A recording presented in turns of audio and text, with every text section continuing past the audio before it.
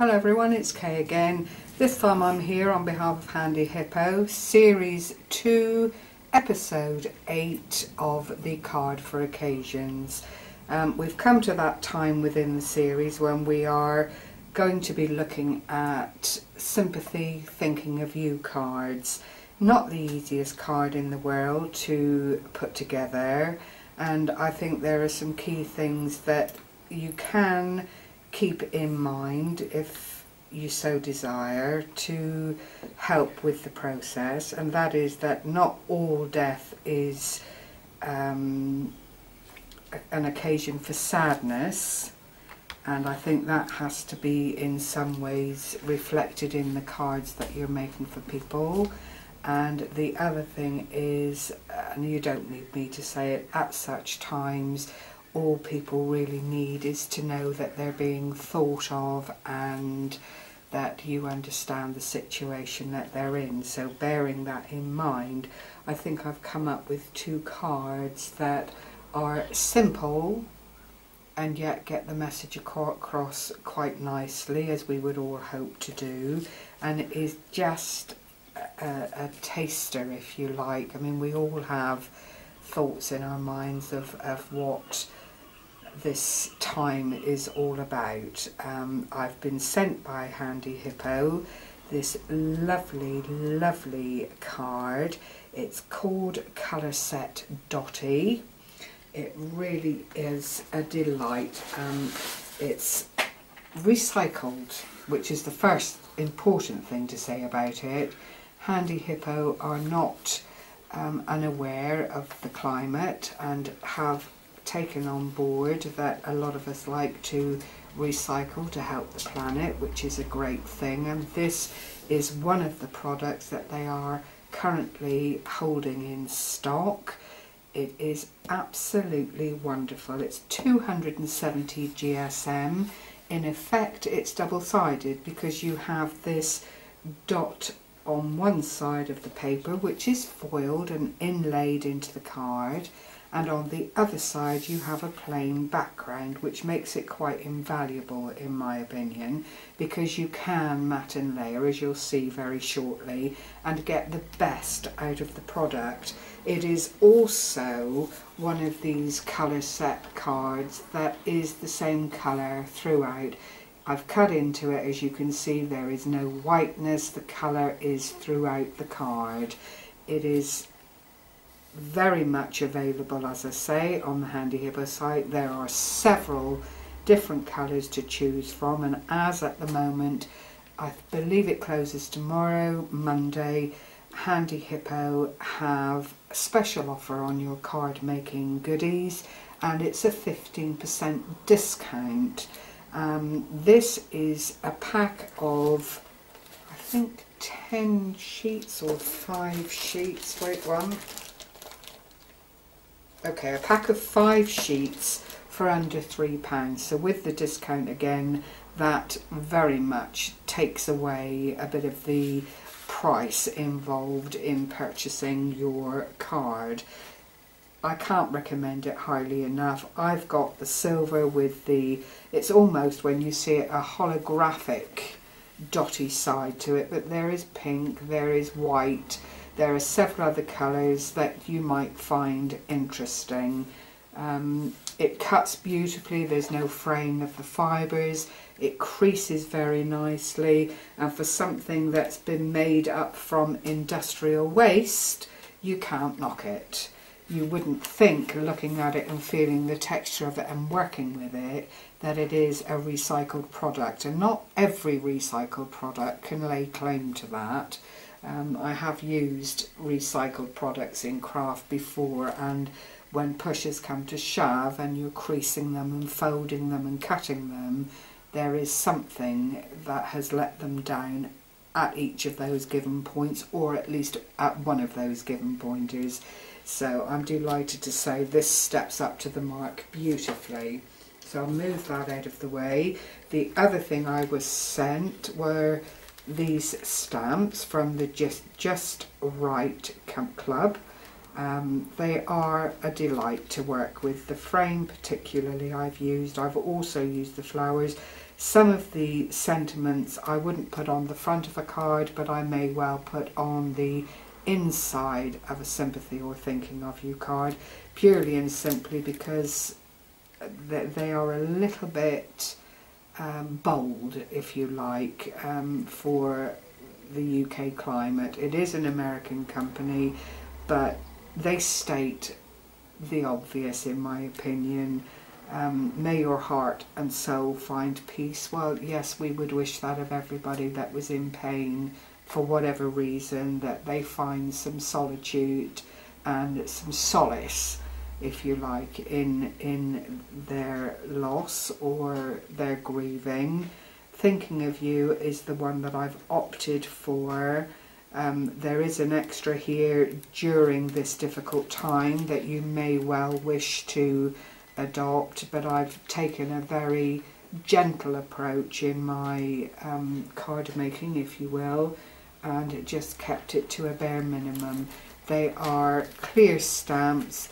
There's the flower here, the sentiments and the frame, and I have utilised a little bit of what I've been sent. The first card I'm going to show you is a very basic card. I used the flower stamp here, which is painted in the green and magnolia with a hint of pink, and all I've done is use the recycled spotty dotty card as a centre. I've then chopped out an oval with a punch, hand painted the flower and decoupaged it, so I stamped it 2 or 3 times, and then I've manipulated the cutouts once they've been finished and applied them to the card with sympathy as a little note on the front of the card. Clearly this stamp would lend itself to a lot of other themed cards. The spotty dotty card itself is, as I say, a pleasure to work with, and depending on what colours, it could be used across a whole spectrum of projects, so I'll leave that one there. The one I'm going to show you how to make today is this one, and in this one I've used the frame and I've fussy cut it out. I've used dimensionals to take it off the paper. I've used the thinking of you sentiment here and just put that into the centre of the card. A border punch, well, the choice would be yours. I've used Martha Stewart. Her punches are featured on Handyhippo. A little bit of ribbon with a pearl embellishment and this floral setting, which I think just adds a little something to the overall creation. And as I say, it's simple, but it gets the message across, and I hope you agree that the message is plain for all to see. So it is a very, very simple card to do, and I will now go on and show you how I put the card together. I first took a piece of the colour set Dotty, as you can see. It's an A4 sheet. I've folded it in half, having scored it, as you can see, and I am now going to cut it down a little bit more because I didn't want anything quite that large for this project. So I am going to line it up on my cutter, having measured it, and I've just cut through the 2 edges, and you will see that it is a very, very clean cut. There's no fraying of the paper. Same with the fold. It's lent itself to the whole process really, really nicely, and some papers under that kind of duress would either not have cut smoothly or they may well have frayed in the cutting, but that hasn't happened, I'm delighted to say. I'm then going to take my Martha Stewart punch, and I always stand for my punching, it's habit. If you haven't used border punches before, they are actually quite simple to use. I always start roughly in the middle of my paper that I want to punch and just press down. that gives you either side of the card somewhere to line up with the pictures that are either side of your punch, and that's standard throughout any punch you'd care to use. So I'm just going to move this along once, line up my pattern, make sure that the edge of this paper is in the grid that's there to keep your card in a good place, and press down, and you'll see they're lining up quite nicely. And again on the other side, to complete the match, I've lined up and it all follows along. Even on the dotty pattern, if I fold it over, you'll see there are no hiccups within the pattern. It's all very straightforward. So that's that part done. I'll put that one out of the way and just clear this off my mat to try and keep things a little bit tidier. Whoops. Right, so the next thing we need to do is add the card, which the ribbon, sorry, which is Simplicity itself. You just need your double-sided tape. I tend, in this instance, to anchor my ribbon at the back of the card. It may not be everyone else's way of doing, but it works very nicely. So I just put my double-sided tape on either edge, like so, where I want it to be, and I want it just nestling above the punched aspect of the card, just as a finisher if you like. So that then is tidied up. I peel these off and I use the ribbon right the way around the card. I don't patch it in or anything, because you have to put your insert in. Again, if you're struggling for verses and that kind of thing, I believe on Handyhippo's blog there is a page there that offers up verses for occasions and cards. So I've measured that up nicely. I'm going to make sure I've got enough ribbon here to tie a bow, and again it will be off center. I don't necessarily want it to be in the middle of my work. It's often just as easy to tie a knot in the center or in your ribbon where you want your bow to end up. I don't think I'm leaving myself enough. I'll just peel that off again and start again and keep it central. And you need to leave yourself enough ribbon to tie your bow wherever you decide you want it. If you don't want a bow, you could just wrap the ribbon around the card a couple of times. I'm going to tie a knot like so, and to keep myself in order so that it doesn't run away with me and I don't need to ask for a finger to tie my bow, I'm just going to pop a little bit of hot glue on the area where the bow will ultimately end up.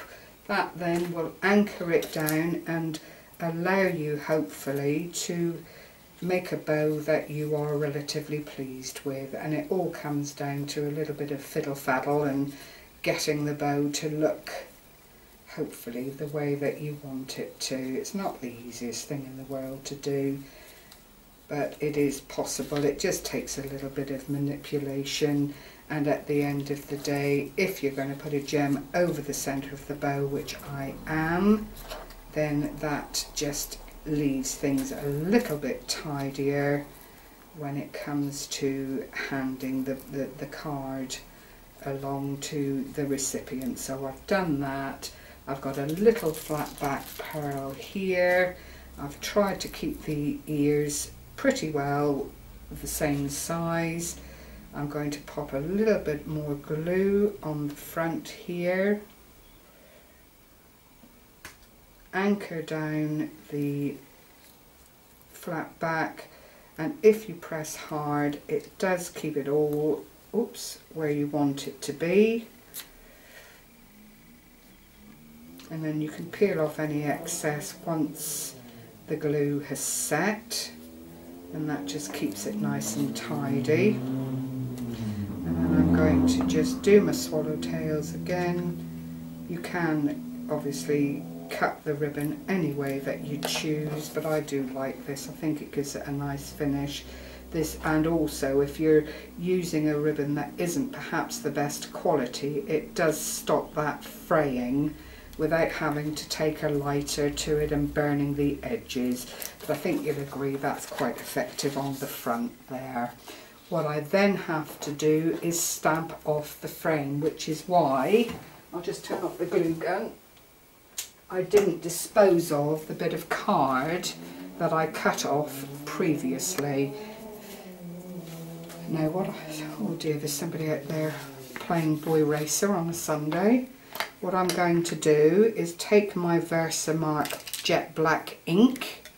I've put the frame onto a clear acrylic block, which I'm hoping you can see, and I'm going to load the stamp with the ink.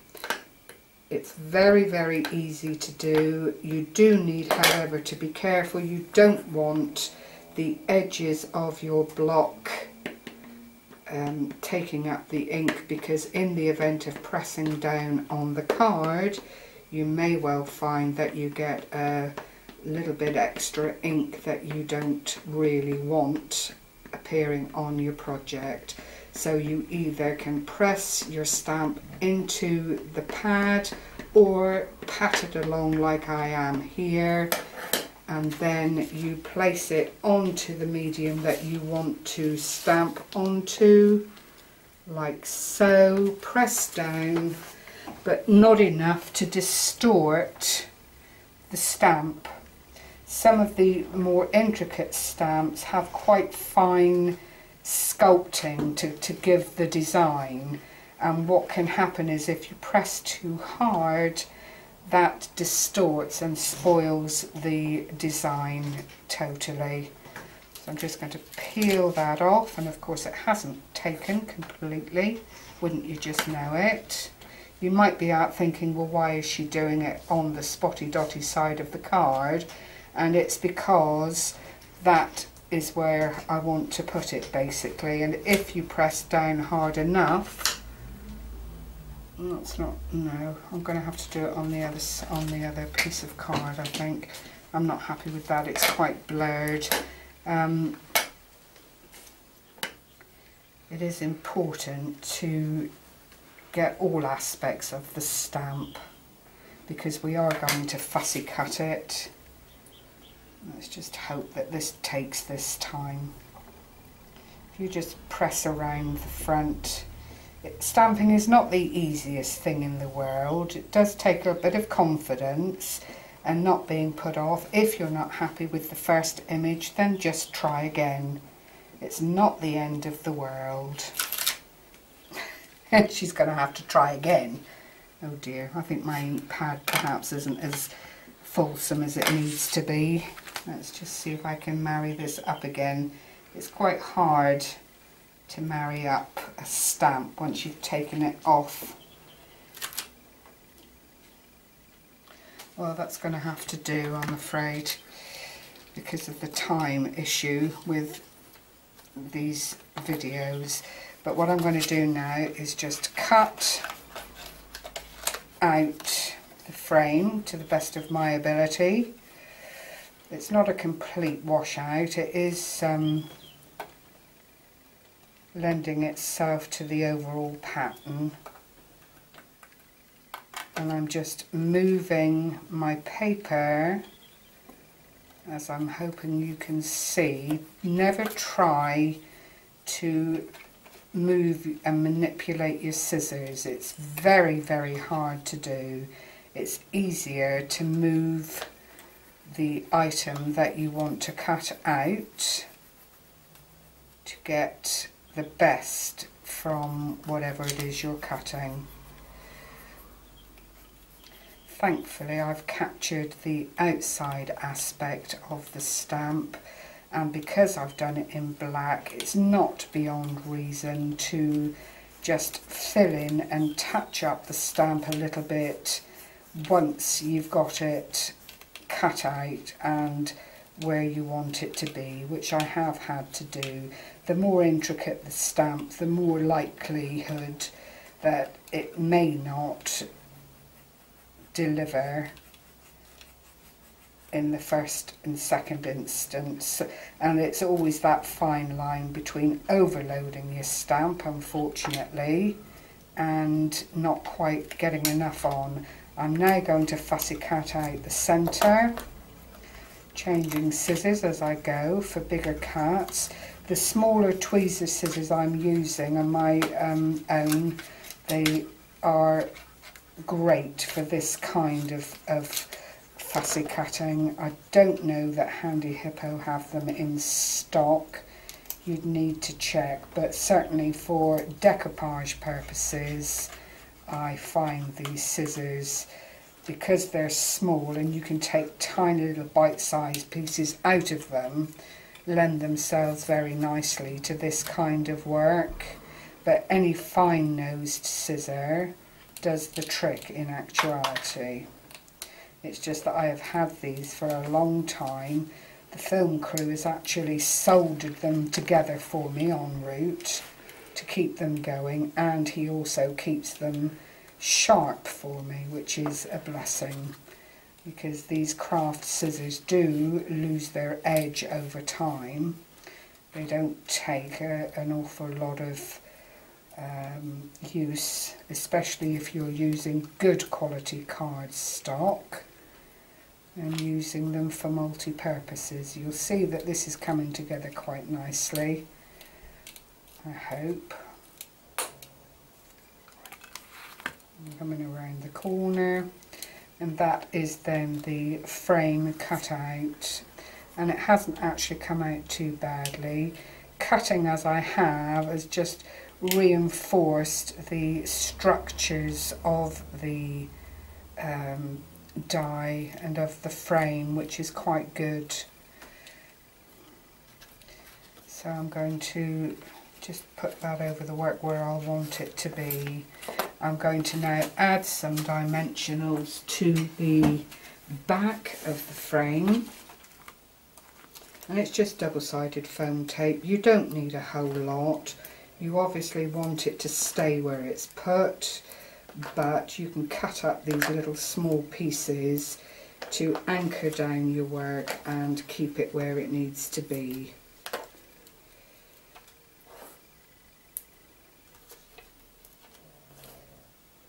I don't think it's inappropriate to have these little missing bits on the frame. It does add a little bit of character to the overall project.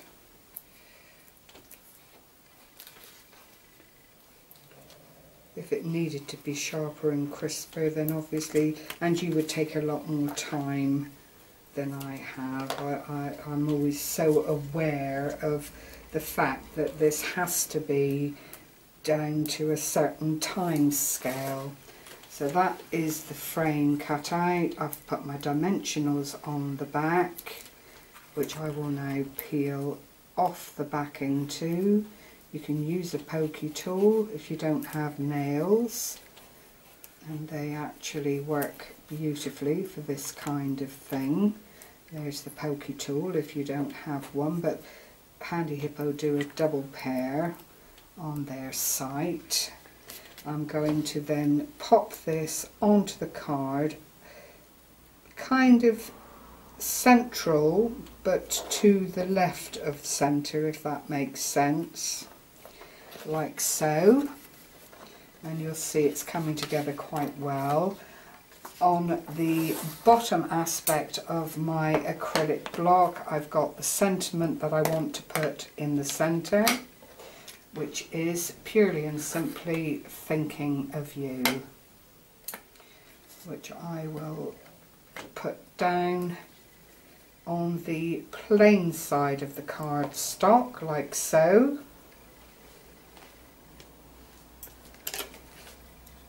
And that one's come out quite nicely.